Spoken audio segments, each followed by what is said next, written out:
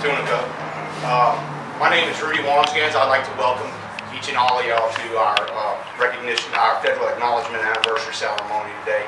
We're going to start off the event with a prayer and a song by Elizabeth Moore, Donna Paree, Sydney Barbary, Lydia Barbary, and Leilani Moore.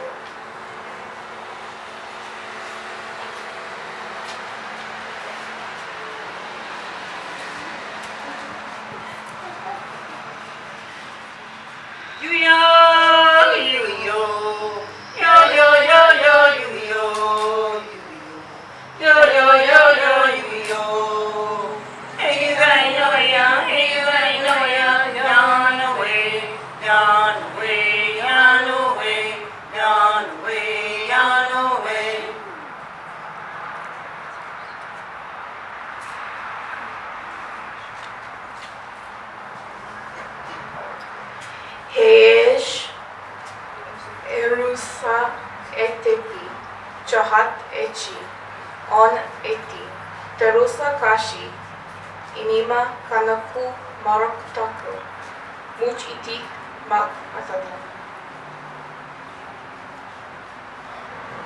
As we celebrate our federal acknowledgement, we must appreciate what has been returned to us.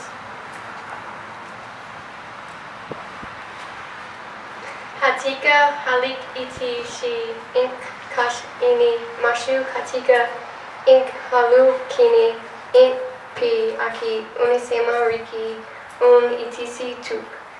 We can once again live as a proud people in the community that our recognition has allowed us to rebuild.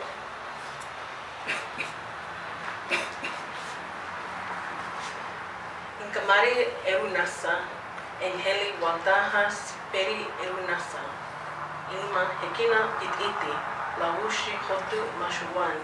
Inma sehita hotu mash itik acha kalapuchi ink arawan. As we remember our shared heritage and the struggles that our ancestors went through, it is important for us to see how far we have come building on our past and creating a future that we can all prosper in.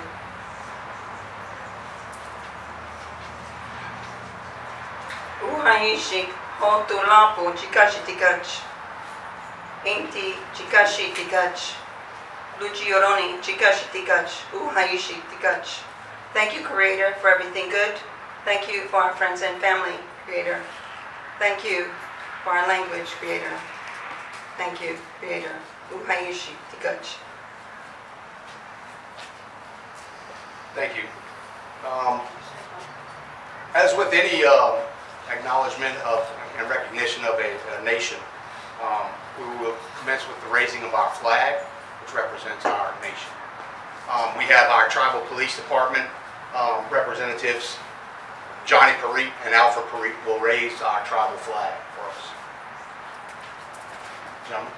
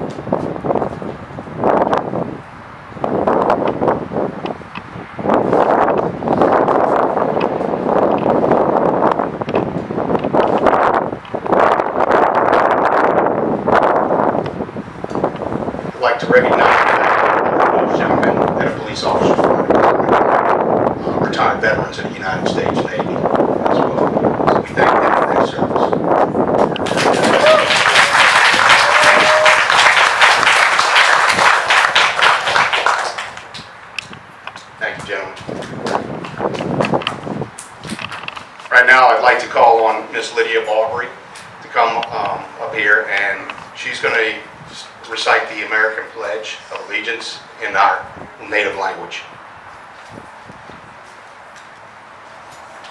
Yanakani Wuluki, Sikh Tara Tarani, United States of America, Sikh Tachota Emma, Halisak Yuheshiku Halishu, Oma Hawishi Oha, Onitepa Sikh Tamahoni, Sikh Talapuya Ama.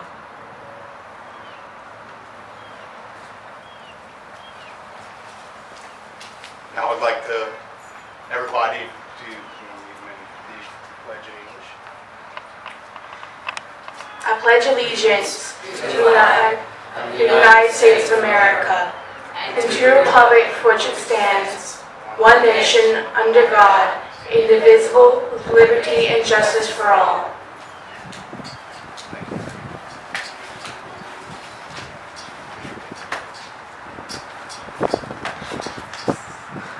Thank you, Lydia, and Ms. Donna, and children over here that did that wonderful reading.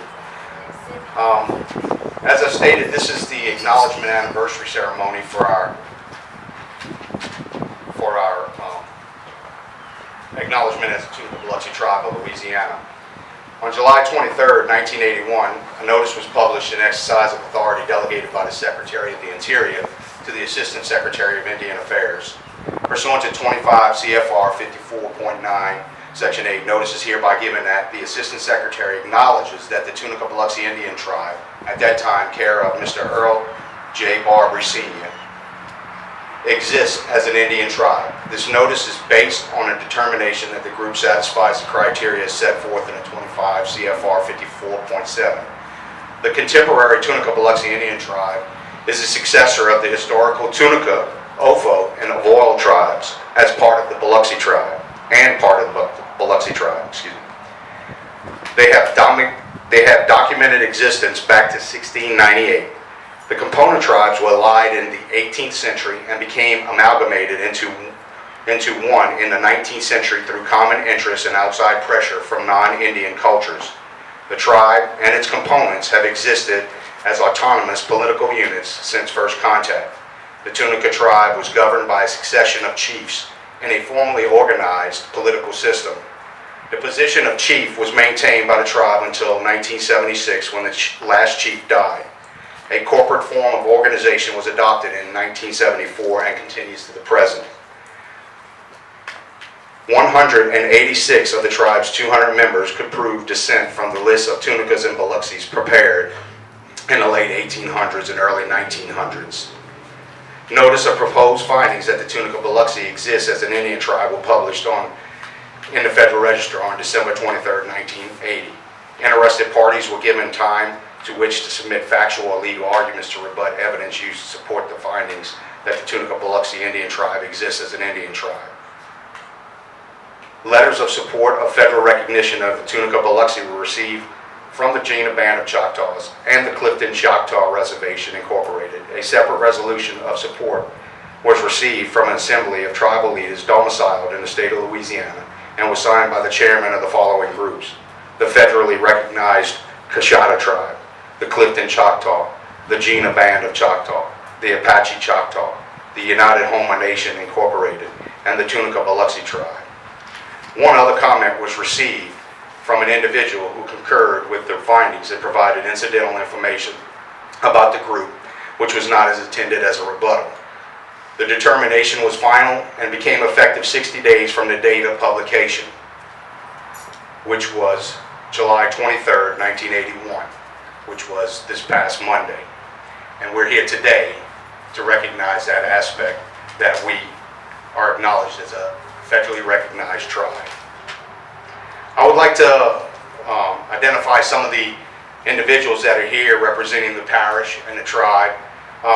Representing the Avoyals Tourism Commission is Mr. Wilbur Carmouche. Y'all can raise your hand as he's all the way in the back there.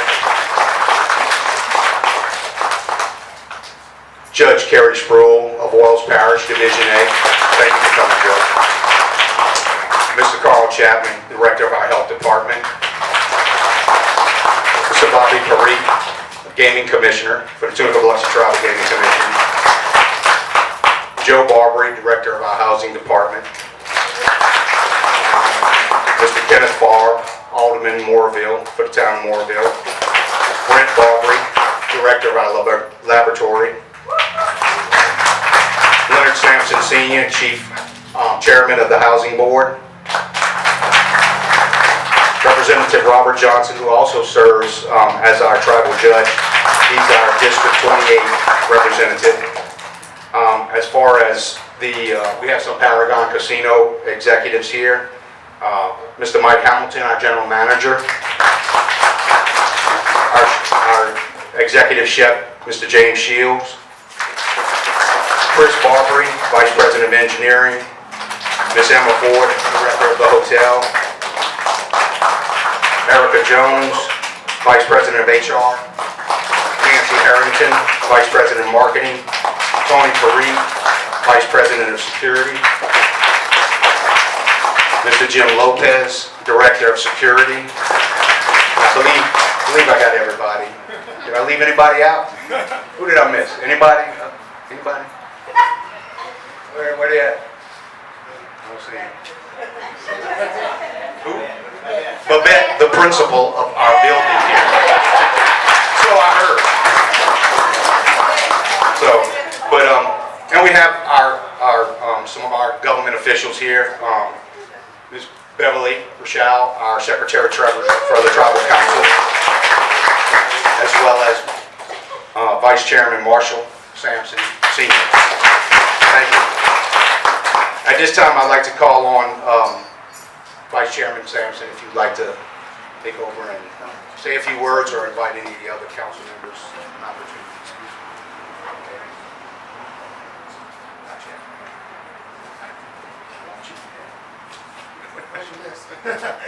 Thank you, everybody, for coming today. This is a very memorable moment on behalf of the tribe of 1,200 members across the United States. As you know, 36 years in existence, it started with our four founders had a dream, wanted to make sure that the people of the future have a better lifestyle than they had at that particular time. So I do know we have several tribal elders, and don't get mad at me because our tribal elders get to find and older. So one of them is Miss Beverly Rochelle. I'm sorry, Rudy, what I'm saying? Big Bet, I don't know if you're 55 or not, but you're close. She doesn't look it. Of course, Miss Dorothy, Miss Dot. And of course, my mother, Miss Inez.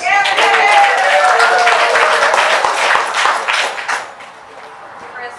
Who else? Who are we missing? Any other tribal? Chris. Oh, Chris Barry. He's a tribal. But he still looks 25. I'm very pleased to be with you today as we celebrate one of the more historical days of the tribe history. The Tunica-Biloxi people first appeared in the Mississippi Valley. In the late 1700s, they settled near where we are now standing. Many of them were skilled traders and entrepreneurs. We all know that the Tunica-Biloxi tribe received federal recognition in 1981 for its reservation within the boundaries of Louisiana.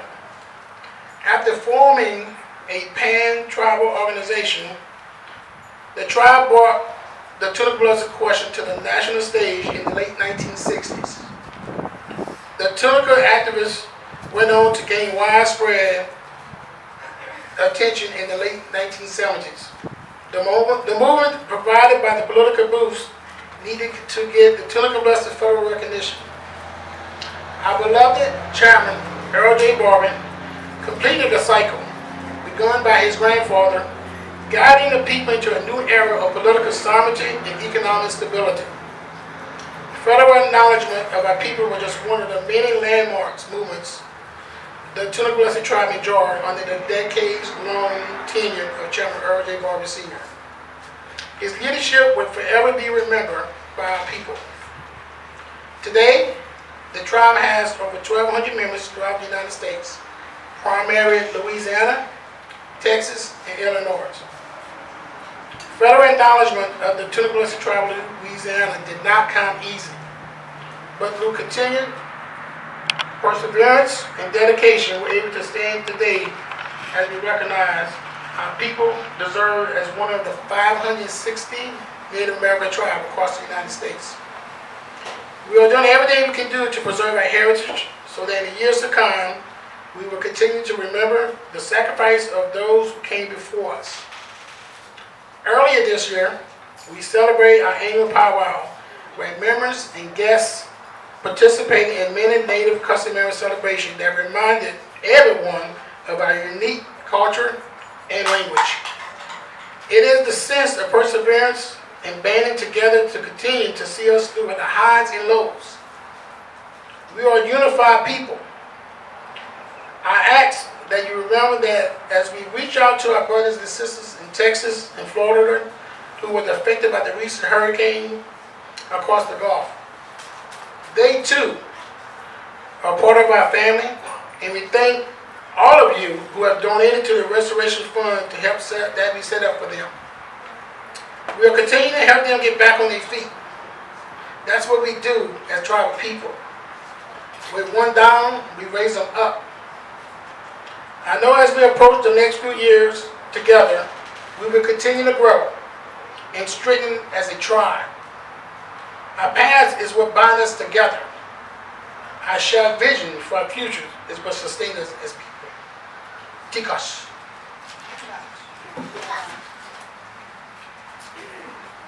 Thank you.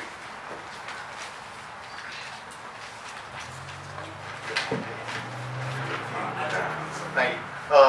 I'd like to ask our Secretary Treasurer, where's she at? She's hiding in the parking lot. Oh, would you like to say a few words, Beverly? Or no? Yes, maybe, so, possibly.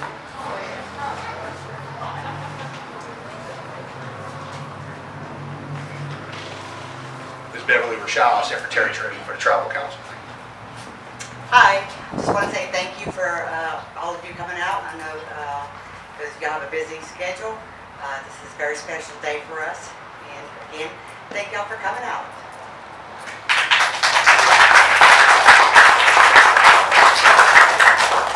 Thank you. And I noticed Mike Grunion back there. I didn't see Mike. I'm sorry. He's a town council member from Marksville. I'm sorry I didn't recognize you back there, brother. But he's here joining us today in celebration. I appreciate your attendance. I'd like to call Representative Robert Johnson up to the podium to speak on. Ms. Beverly. Beverly, could you come back up, please?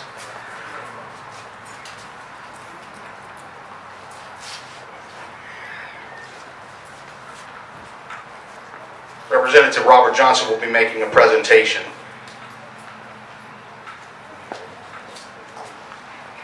I just wanted to say thank you and how honored I am to be here today on this monumental occasion. I certainly know federal recognition does not come easy, and the history behind that federal recognition is very, very impressive. From artifacts that were being dug up by actually, and if I'm getting this correctly, by a security guard at Angola State Prison, which led to a lawsuit which actually led to the federal recognition of the Tunica people. And in, I think it was earlier this week, I was talking to one of the tribal members who grew up on this reservation, and they were saying that